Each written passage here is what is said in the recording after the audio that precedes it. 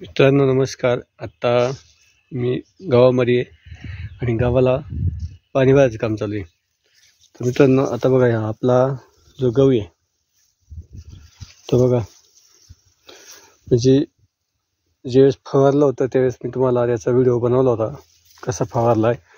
आणि जो काय मावा होता तो आता इथं पूर्ण निघून गेला आहे. आणि जेव्हा फवारला होता गहू त्यावेळेस सगळा हिरवा गहू होता. तर आता तो गहू परतायला लागला, म्हणजे त्याच्यामध्ये दाणे तयार व्हायला लागले. तर बघा आता इथं ही जी वंबी आहे माझ्या हातामध्ये, ही पूर्ण याच्यामध्ये दाणे निभार झाले. आणि आत्ता गव्हावरती रोग जरी पडला तरी त्याला काही होणार नाही आहे. फक्त पाऊस व्हायला नको आहे, कारण पाऊस पडला तर नुकसान होईल. आणि आता अजून लई 2 पाणी याला द्यायचे, कारण जास्त पाणी जरी भरलं तरी तो गहू खाली हिरवा राहिला आणि वरती वंब्या वाळून जातील. मग तो पुढं सोंगायला किंवा मशीनने हार्वेस्टिंग करायला तो लेट होईल. आता सगळ्यात महत्त्वाचं म्हणजे गहू हा तिखट झाला आहे.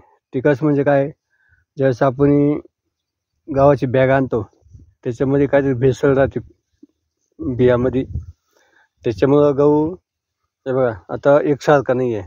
तुम्ही जर पाहिलं गव्हाच्या जर लेवलने धरला तर काही गहू एकसारखा दिसतो, काही वांब्या त्याच्यात लहान मोठ्या दिसते. हे बघा, म्हणजे गहू याला म्हणते तिखट होणं, म्हणजे काही गहू लहान राहणं, काही गहू मोठा होणं.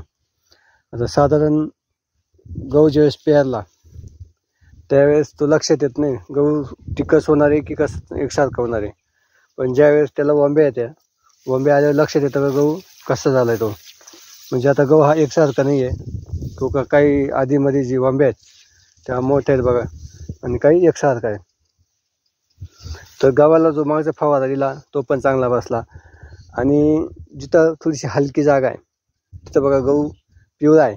आणि जिथं अजून चांगली जागा आहे, म्हणजे जिथं पाणी तुंबत आहे तिथं बघा गहू अजून हिरवाच आहे.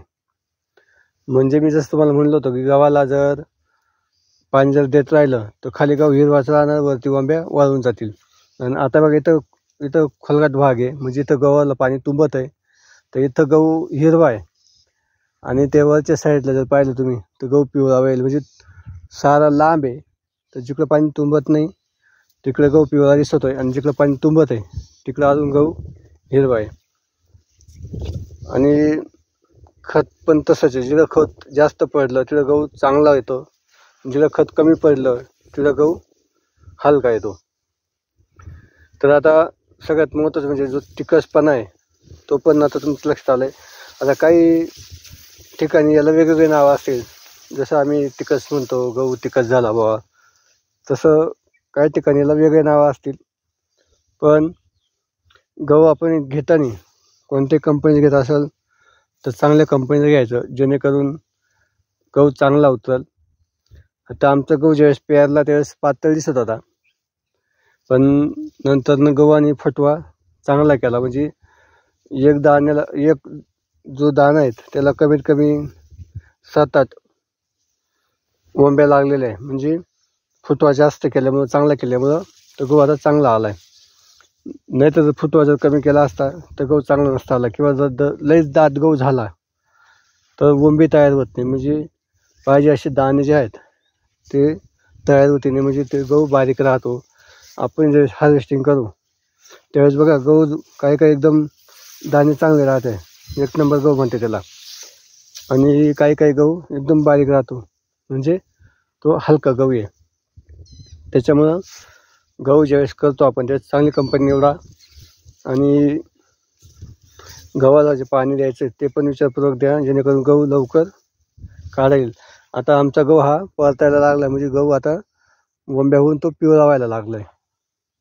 आज 15 दिवसात भरपूर ठिकाणी गहू काढायला सुरुवात होईल, कारण ते गहू अगोदर केलेले आहे आणि हा जो गहू आहे तो लेट केलेला आहे. जसं मी तुम्हाला म्हणलो होतो का गहू पातळ झालेला आहे, कारण गहू उतरला तेव्हाच कळलं होतं गहू पातळ झाला आहे. पण पातळ जरी झाला तरी त्याने जो फुटवा केल्यानंतरनं त्याच्यामुळं तो आता खूप दाट पण नाही आहे आणि खूप पातळ पण नाही आहे, म्हणजे गहू आता हा मिडियम दिसतोय. आता जर बघितलं तर वावर पूर्ण झाकेल दिसतंय, पण जेव्हा गहू वाळल त्यावेळेस तो गहू पातळ दिसणार आहे. आणि मित्रांनो, आता ज्यावेळेस मी फवारा दिला होता, ज्यावेळेस मी वावर पूर्ण फवारलं होतं, त्यावेळेस गहू थोडा कवळा होता, म्हणजे वंब्या लागून ते दाणे तयार व्हायला लागले होते. त्याच्यानंतर फवारल्यावरती पूर्ण गहू चांगला झाला, मवा निघून गेलेला आहे. आता पहिलं काय व्हायचं, जुने लोक मशीननं ज्यावेळेस गहू काढत नव्हते त्यावेळेस मोहऱ्या फोकायचे गव्हामध्ये, म्हणजे गहू सुकून गेला का ती मोहरी पण काढायचे आणि मग ती मोहरी पण उपयोगात यायची. आणि आता गहू हा मशीननं काढत आहे सोंगटीने, त्याच्यामुळं मोहरी ही जास्त कोणी गावामध्ये करत नाही. दुसरी गोष्ट म्हणजे गहू पातळ झाला आणि त्याच्यामुळं गव्हात उंदीर कमी आहे. जर गहू दाट झाला असता तर उंदीर जास्त लागला असता. आणि ह्या वर्षी जर बघितलं तर गावामध्ये उंदीरच नाही आहे, खूपच कमी, म्हणजे नाहीच आहेत, बघायलाच नाही आहे. आणि सगळ्यात जास्त जे नुकसान आहेत गव्हाचं, ज्यावेळेस गहू बोंबीवरती असतो त्यावेळेस ते उंदर ते नुकसान करते.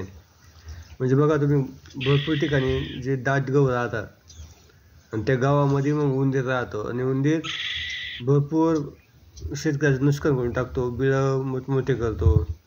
म्हणजे गव्हाचं जास्तीत जास्त नुकसान हे उंदीर करतो. आणि दुसरं म्हटलं तर ज्यावेळेस मोठा पाऊस येतो आणि गहू पूर्ण तयार असतो आणि पाऊस वारा याच्यामुळे काय होतं, गहू झोपतो, म्हणजे पडतो पूर्ण. गहू वावराचे वावर आपण बघितलं असेल, वावराचे वावर असे सपाट होऊन जातात. त्यावेळेस काय होतं माहिती आहे का, जे दाणे व्हायची वेळ असते आणि गहू एकदा झोपला का तो दाणे त्या वंब्यांमध्ये तयार नाही होते. हा एक मोठा भाग आहे. तर मित्रांनो, आता गहू पडण्याचं कारण काय, गहू का पडतो, गहू पडू नये म्हणून काय केलं पाहिजे, हे आता आपण पुढच्या व्हिडिओमध्ये बघणारच आहे. पण आत्ता जे आहे सगळ्यात महत्त्वाचं होतं, गहू पातळ कशामुळे झाला, तो ट्रॅक्टरने पेरल्या गेल्या आणि ट्रॅक्टरनं पेरत असताना तो अंदाज ट्रॅक्टरवाल्याला काय आला नाही किती बी पडायला पाहिजे बाबा, की आता शेवटी यंत्र आहेत, ते सेटिंग कशी करायला पाहिजे हे पण खूप महत्त्वाचं राहतं. आणि गहू तिखट का झालेला आहे ते पण एक कारण तुम्हाला सांगितले. आता गव्हाला हे आणि अजून एक पाणी द्यायचं आहे, कारण गव्हाला काढणीला आला आहे. पाणी देत राहिलं तर गहू लवकर वाळणार नाही. ही सगळी जी कारणं आहेत ही आज आपण आजच्या व्हिडिओमध्ये बघितली. मित्रांनो, चॅनलला नवीन असेल तर सबस्क्राईब नक्की करा आणि माझे व्हिडिओ आपल्याला कसे वाटतात हे आम्हाला नक्की कळवा. बघा, इथं हा जो आता गहू पडलेला आहे, हे पडण्याचं कारण काय हे मी तुम्हाला पुढच्या व्हिडिओमध्ये नक्की सांगणार आहे. आणि गहू पडू नये म्हणून आपण काय उपाययोजना केल्या पाहिजे तेही आपण पुढच्या व्हिडिओमध्ये बघणार आहेत.